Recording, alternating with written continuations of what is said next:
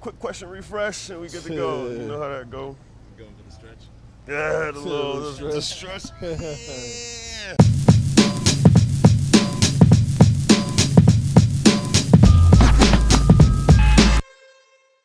What up, y'all? It's Malk for NEHip-Hop.com. I'm here with the big dog, Black Milk. What's good? Yes. What's good, man? We out here in Boston once again, you know what I'm saying? So, yeah, about to do the show tonight. Yep. So, man, you got the project coming out. Tell the people the name of the project, man. No Poison, No Paradise, you know what I'm saying? It's about to drop next Tuesday, October 15th. So yeah, man. It's been like 3 years since my last album of the year. So It's cool to be back, putting out material, getting back active, doing shows again. So yeah. So No Poison, No Paradise, man. You know, tell the people a little bit about the concept behind it. You know, what makes the album special? Well, this is like my first like conceptual type of record. You know what I'm saying? Like the previous joints was a lot of just dope music. You know what I'm saying? But this one I kind of went to a different kind of territory, more storytelling. You know what I'm saying? The production though is like a mixture of all three of my previous projects: Album of the Year, Popular to Mantronic, where you're getting some of the electronic stuff, you're getting some of the soul stuff, getting some of the live instrumentation stuff. So yeah, it's a combination of all that. But like I say, this one is a little more darker, you know what I'm saying? Darker tone to the album. And like I say, a lot more storytelling on this album.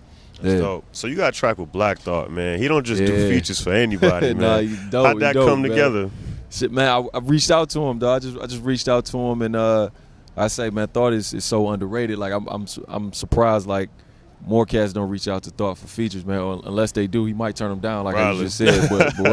But yeah, I was fortunate enough to get a verse from him, and he blessed me with it. He blessed me with a verse, dog. It really, because I hit him up. I was like, yo, I need the introspective storytelling Black Thought. You know what I'm saying? I need that joint. But he was done with it. He liked how the record came out. But he was like, yo, next time, give me that straight bars. I want to spit straight bars. I was like, all right, I got you. So you got another Black Thought feature lined up. Hopefully, man. Hopefully, yeah. Send him some beats or something.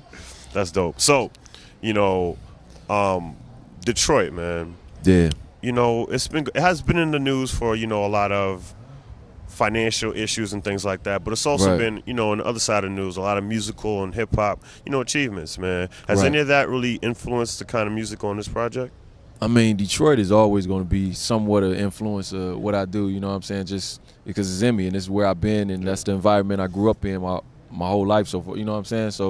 So yeah, man, you always going to get a certain attitude, you know what I'm saying, when you hear my music, a certain, like, mentality, a certain flow, you know what I'm saying, a distinct flow, a distinct style when you hear my music. So yeah, it's definitely an influence, you know what I'm saying? Like kind of how I was saying before, man, Detroit is one of those places where you hear so much, you hear so many different styles of music, you know what I'm saying? I can't help but to like incorporate all these different genres, you know, from the electronic stuff to the rock stuff to the soul era, you know what I'm saying? All that stuff in one project. So yeah, you definitely gonna feel that vibe.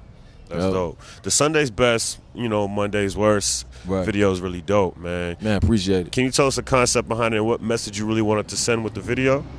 I mean, that's the thing, man. When I do projects or when I do songs, I kind of let the production lead where I'm gonna go lyrically. You know what I'm saying? So the sample was like self-explanatory. You know what I'm saying? When I found the Never Too Late to Get Your Value Straight vocal sample and you know the gospel sample on the first part, so it was easy for me to just you know write and match my lyrics with what the beat was doing. You know what I'm saying? So I kind of just told a story of how I grew up with religious parents, you know what I'm saying, in a religious like household or whatever, but how once I got older, you know what I'm saying, you know, how your environment or your surroundings or your friends, your neighborhood could kind of like pull you away from, you know, those ethics you was raised with. So that's kind of what that record was, man. And I kind of built the whole album off those two records. Those was like one of the first couple records I made. So that's why I'm saying like majority of the album is like those two records, like a lot of storytelling and, you know, kind of dark type of stuff. So yeah. That's dope. So No Poison, No Paradise, man.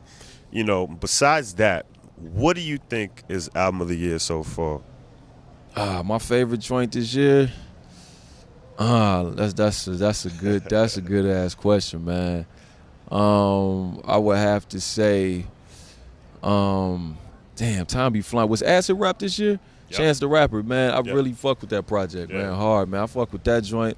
And surprisingly enough, man, like we've been listening to a lot of different albums in in the van, you know what I'm saying, on it's tour. Road tripping, man. Yeah, man, that's the only time I really get a chance to listen to music. But that Juicy J shit, man, is stupid, dog. That album like caught me way off guard. I was like, it was like back to back to back, like joint. Like, man, Juicy J just got that voice and that flow, man. But those probably my two favorites this so far this year, man. That Chance the Rapper. Yeah, definitely. That's dope, man. Yep.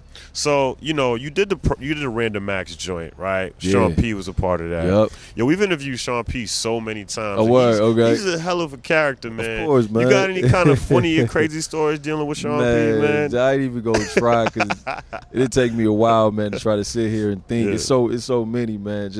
But yo, working with that dude in the studio is definitely nonstop laughs.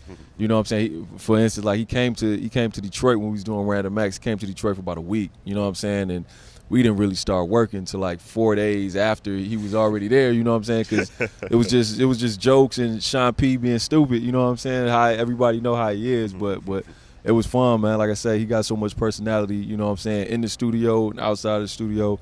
It's always dope working with that dude, and it would definitely be a Random Acts too. You know what I'm saying? Like, we definitely gonna probably be leaking a few songs throughout the next year or whatever. So yeah, we definitely gonna get back up. Dope. So I got a personal question, man. What's your favorite beat? This is gonna be tough, man. What's your favorite beat that you've ever done? Yeah, that's already.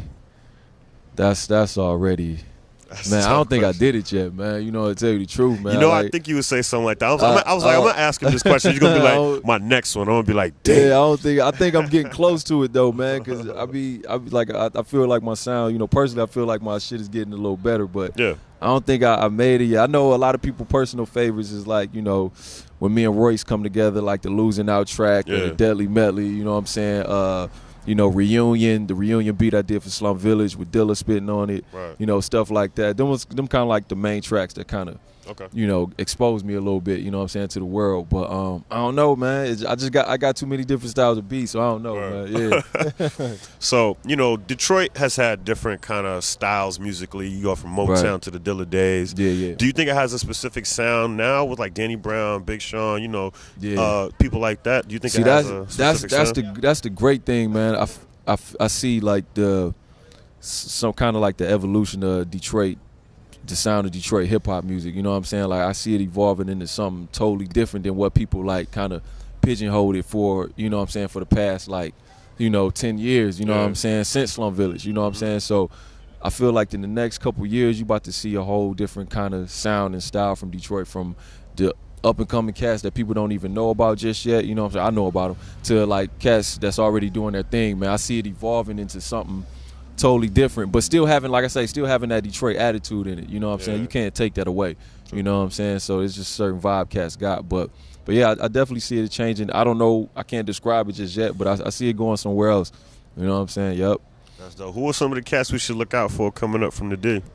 Well, shit, man, my man that I'm on tour with right now, you know what I'm saying? My man Quelle Chris, you know what I'm saying? He's like ridiculous, you know, he's another producer, MC, you know what I'm saying? He's ridiculous with it, man. He's actually on my new album too, man, on a track called Ghetto DEMF, you know what I'm saying? So yeah, him, you got cats like Denmark, you got young dudes like Clear Soul Forces, man, the list could kind of go on, man, for a little while, man, but it's some cats, man, it's some talented cats, man, that's coming out the city, man, and I'm just happy that, you know, we got so much music, and I feel like in the next couple years, Detroit is really gonna have a presence in the music industry, man. Like we're gonna have a lot of dope artists out. So yeah, that's awesome, man. My last question is, when is the next 10 Speed and Brown Shoe project dropping? Man, see, I ain't heard that. Oh shit, I ain't heard that in like a while, dog. Damn, that's not happening no time soon, for real. But yeah, that's crazy. You said that shit, that's man. Funny. But yeah, damn, that's the first. That's like, for those that don't know, that was like my first group that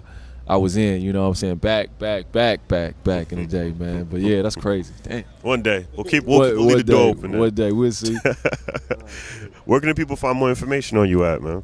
Man, they can hit me up on my Twitter, you know what I'm saying, Black_Milk, you know what I'm saying? Just hit me up. I definitely talk to people, talk to the fans, talk to the supporters, you know what I'm saying? Tour dates and all the like music information, you know what I'm saying? You can go to blackmilk.biz, you know what I'm saying? Keep up with me there. So yeah. Dope, man. This is Malk for NEHip-Hop.com here with the big dog Black Milk. Show. Stay tuned. Peace. What's good? What's good? It's Black Milk representing Detroit City, shouting out NEHip-Hop.com. Y'all know what it is. All right, peace out. You know how that go. Stress.